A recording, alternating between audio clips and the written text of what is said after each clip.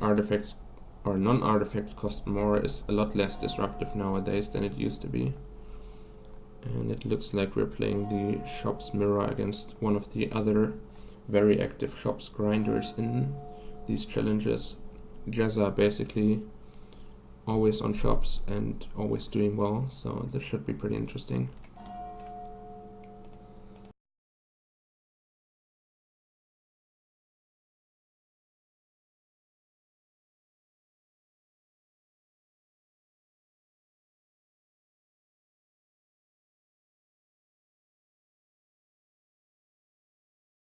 This hand looks like something I can keep. I already have enough mana that opposing mana disruption is not a problem, and I have a pretty quick start to get out on the board early, but I'm missing like a reward for going wide on the board. I have a few slightly understated creatures, and I would need a Ravager or Steel Overseer or something to reward me for these, but at the very least I can shut down my opponents like Walking Ballista, Ravager, Steel Overseer, so that they can't pull ahead at the same time. And then I have to hope to find some more substance in the next few draw steps.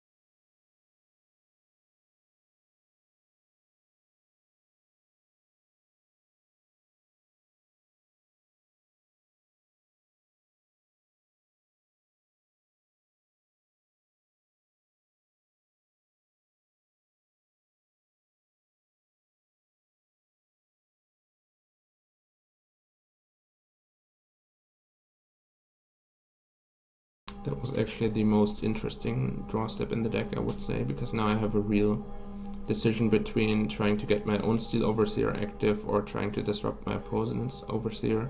I can go Mana Crypt for a Revoker and then Wasteland them, or put this Foundry Inspector onto the board and then follow it up with one of my 2-drops, which would likely be Revokers, so that would allow me to spend 5 mana this turn and then have a lot of mana available for my next turn, but I would let my opponent keep this workshop. I think I'm going with the most disruptive line of play, but depending on what their follow-up is, it could backfire, especially if they have the ability to cast a Walking Ballista, shoot down my Revoker, and unlock their Steel Overseer for a turn to get it to grow.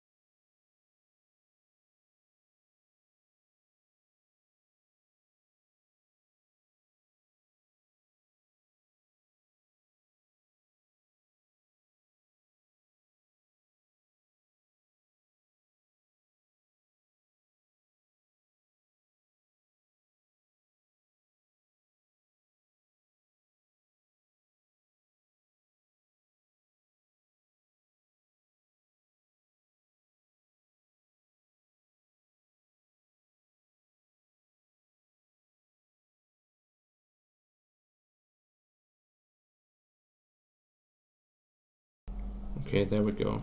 Yeah, this is one of those games where, oh my god, no, they are tapped for the mirror in the main deck. This is going to be pretty tough for me to win. Wow.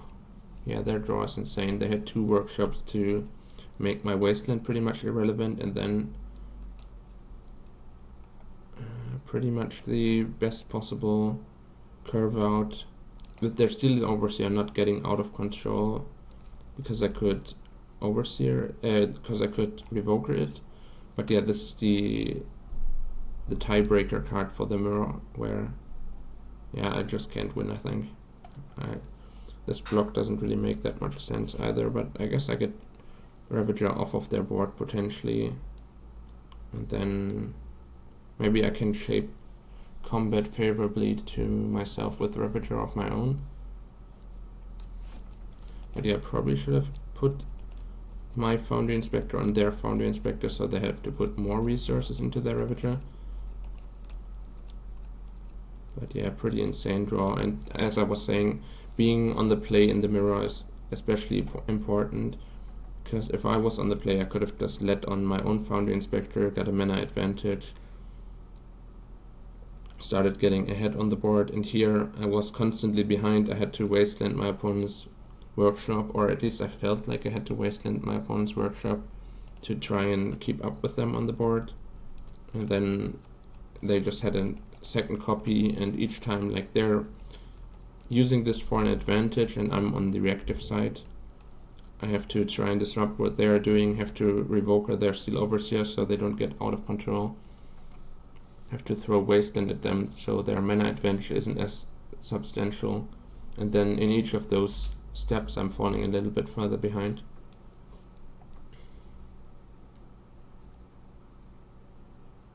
So yeah, I don't feel like I could have done much here other than mulligan the hand maybe, but it felt like it was a pretty serviceable hand, especially with the ability to disrupt their Steel Overseer, though drawing one for me was basically the worst part. Okay, yeah, I'm just out of here. That was a pretty insane draw by my opponent. Well, we have these cards for the mirror. And let's throw all the spheres out of here and my chalice. Does that work out in numbers? I'm boarding out one more card than I am putting in, so I can potentially go for Spyglass or leave one of these in my deck, which would likely be chalice.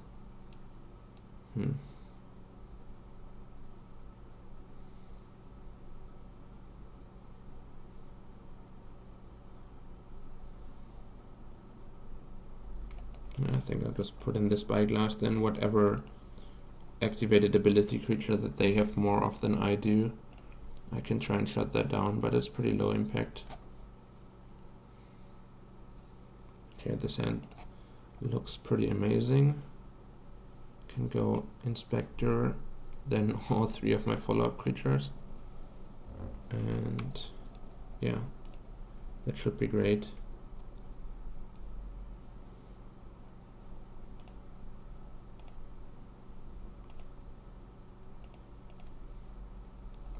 Though it's tempting to just hold on to my Ballista, maybe.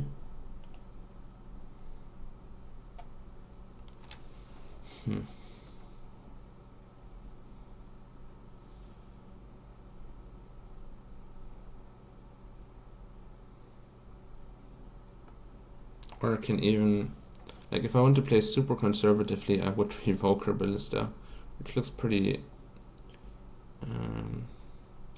strange, but it's their only great way. Well, I guess Revoker as well. No, if I revoke her Ballista, like, the point was that I stopped my opponent from casting their own Walking Ballista and shooting down my Overseer, but really that just makes it so that they can revoke my Steel Overseer freely and I can't shoot it down with my Ballista.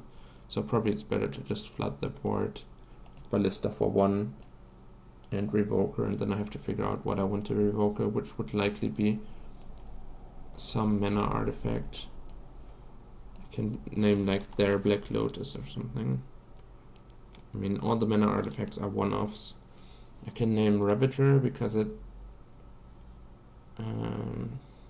is one of the creatures that I currently don't have, and that's a 4-off in their deck, but it's also pretty low impact and I wouldn't necessarily mind them playing it too much.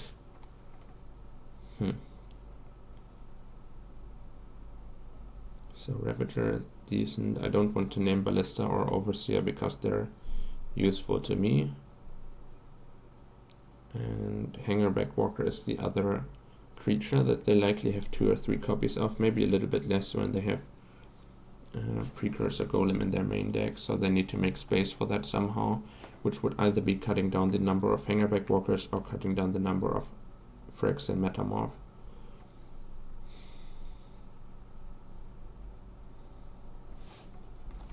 I'll go Arcbound Ravager, I think, because it's the most likely card to be useful to name. But if they have like a Black Lotus hand or a Mana Crypt hand and I snipe those, that's the highest potential payoff, but it's much less likely to happen. Because that could stop them from casting one of these scary, more expensive cards, like putting a Walking Ballista on X equals 2 to deal with these 2 or these 2. And then also casting Precursor Golem or Wormcoil Engine, some of those cards that could actually turn this board position around. Because I feel if I get to untap with Steel Overseer and I'm not looking down a Wormcoil Engine or something, they should just be run over. Definitely a pretty swingy matchup, but there's a lot of counterplay my opponent can still have. The one upside of casting this Ballista, well no, I guess it's the downside of casting the Ballista. If I find my 4th mana I can add the counter, but I could have also held it in my hand to cast it for X equals 2, and that would have given me a better setup against this. So yeah, maybe holding the Ballista was actually a little bit smarter than what I did, because now I have to give up on it to deal with their Revoker, assuming I don't find a 4th land or a 4th mana producing source that can pay for the activated ability, so that even excludes my well, okay, never mind. I guess I just get a free win, even though I think I played that a little bit badly.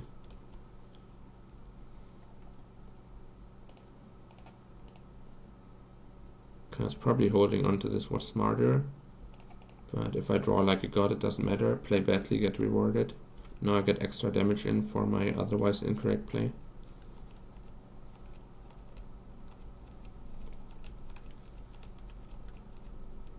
And I'm pretty close to just killing them, even through Wormcoil Engine. I think I can probably kill them with all these Walking Ballistas, giving me a lot of tricky options. Of like shooting my own creature while it's blocked, shooting my opponent's face if they block either of these. Like Precursor Golem probably buys them a turn because it blocks so many of my creatures. But it doesn't even help stabilize the board if my Steel Overseer gets to keep being activated. Yep, pretty swingy matchup. Pretty swingy matchup. So when I'm on the draw, then Null Rod becomes slightly more appealing than Spyglass, because I'm more likely to be behind on creatures with activated abilities. And we likely have a similar amount of Precursor Golems in our deck by this point, even though my opponent had more of them game 1. But yeah, I think it's still too symmetrical. If I had more ways of breaking the symmetry, I would be more interested in Null Rod. For example, if you have multiple Chief of the Foundries, if you have something like a Snare Thopter, or like just fewer creatures with activated abilities and more creatures that take advantage of like just being standalone good threats, then the more reasonable it becomes to board in Null Rod in the mirror. I think this is likely a keep, but it's a pretty sketchy hand with only having access to 2 mana and casting each of these 2 drops by themselves. So I really am reliant on finding an Ancient Tomb or a Mishra's Workshop here to improve my hand. Otherwise I will most likely be too slow to get these out of my hand. God damn it. Like, my plan was of course to put my own Steel Overseer onto the board, but right now that's likely way too risky. I think I'm kind of forced into using my own Ballista. If I just Revoker it, first of all it's worse for me, because the ones in my hand become dead cards, and secondly they can Walking Ballista for X equals 2, shoot down my Revoker, and then add another counter with the Steel Overseer. So I think ballistaing it down, even though I'm very unhappy about that turn of events. Has to be my attempt of keeping the board under control. So if I find Workshop or Ancient Tomb, I think I'm in a pretty decent position.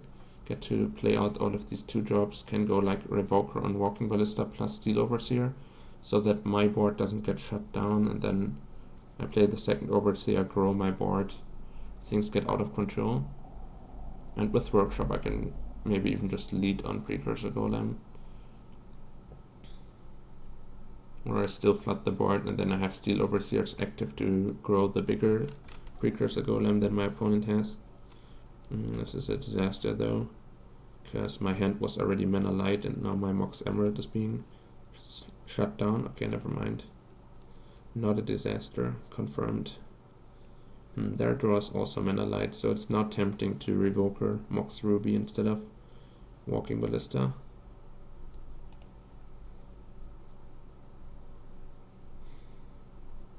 That opens me up a little bit to them ballistaing down my Steel Overseer, but they still would only do it at like a 1-for-1 basis, because they likely don't have mana to cast it for X equals 2 when I shut down the Mox Ruby.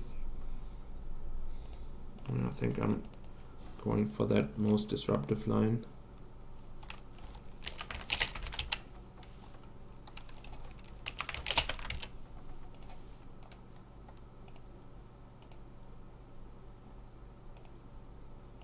And highest payoff to have a Steel Overseer stick around, untap with it, and potentially Precursor Golem. Even though I might get Wastelanded here, we'll see. Even then, Wastelanding me is not that beneficial to my opponent when they're slightly behind on the board. But they kinda do have to do it to not fall further behind. But damn it. Well, that allows a lot of blowout plays involving Ballista or Precursor Golem. Steel Overseer, okay. So now we're at board parity, but they can still cast something else. Well, that's going to be a strange game. Now both of us get 2 active Overseers. Though I do have... They have the first activation of their second one, I have the first activation of my first one. I have Ravagers to go with it, which is pretty nice synergy. I guess activate it now for any kind of dismember shenanigans, or I don't know, something like that. I have the Precursor Golem to go with it, and then it puts 15 power onto the board if both of these Steel Overseers get activated, so that would be great if I get to that much mana. They're one-shot mana advantage out of the Black Lotus is not helping them that much anymore at this point. Okay. They would likely name Ravager in the current board position. If they were planning to name Overseer, they would have responded and just grown their board and then shut down my Overseers. At the moment they're still at parity with that, so it's probably wise to just eat the Mox Emerald. I can potentially unlock it again. No, I guess I can never unlock it again, because I could shoot down Phyrexian Revoker with my Ballistas, but it's going to grow so quickly with these Steel Overseers being active that Ballista won't be able to keep up with it necessarily, unless I move like counters over with the Ravager, and then there's higher, well, Ravager is being shut down, but still there's higher priority targets on the board. These Steel Overseers have to die more urgently than the random Revoker on Mox Emerald, so wow. That is pretty amazing. Well, second Ravager into their Revoker on Ravager is a little bit annoying, but it's still a reasonably sized creature that synergizes with having +1/+1 counters, so that when it dies it can move those counters over. So still pretty happy about that. Am I willing to let them unlock their Mox Ruby by trading for it?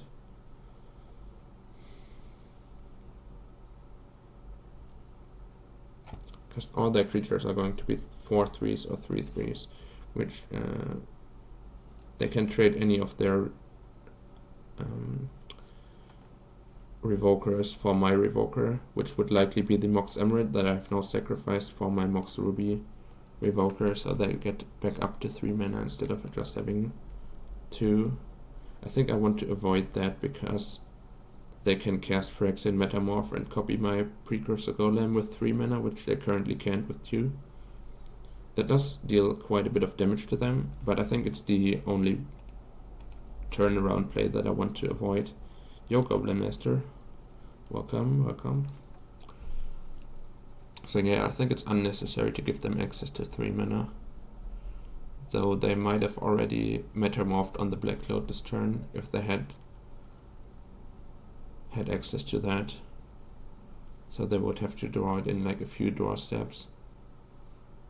Still, I think I like holding on to it for a turn, and then the trade of Revoker for Revoker is still going to happen next turn, potentially. But next turn I have a huge attack. This is just a jump block. Because theirs is going to be 4-3 and mine is a 5-5. Seems a little strange. Guess they do have to keep their life total high as much as possible, but doesn't really get them anywhere. They need Dismember on the golems pretty much as their only hope, or copying my Precursor Golem with Metamorph.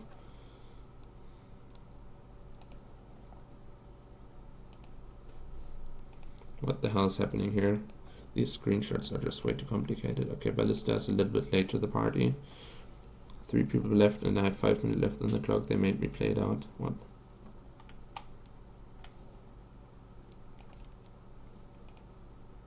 Oh, I see. Yeah, that sounds pretty obnoxious. Okay, my draws were just super insane. Crazy insane or insane crazy. Yeah, poor Jezza. I think I misplayed game 2. I'm otherwise pretty happy with how I played the series.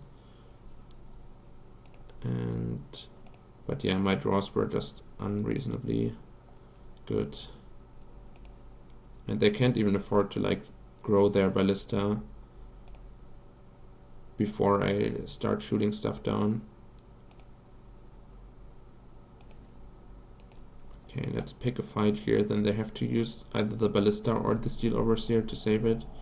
And I think in the end of it, they're just not going to wind up with enough blockers. I can kill them here pretty easily.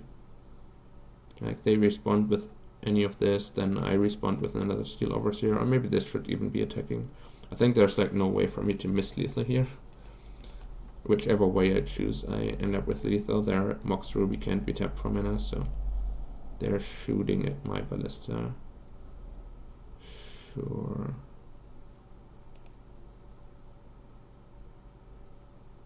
Can respond to that. Shoot down their Overseer or something. That really doesn't matter. I have like 1, 2, 3, 4, 5, 6, 7 lethal attackers or something. I mean, any combination of 2 of them is lethal. Whatever.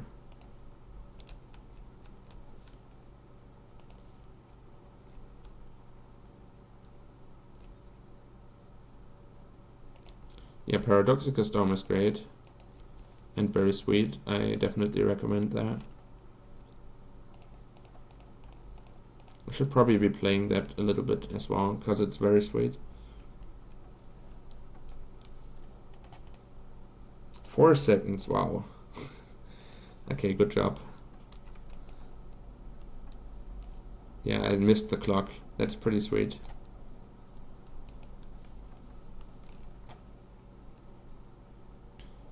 Yeah, super mega dead here.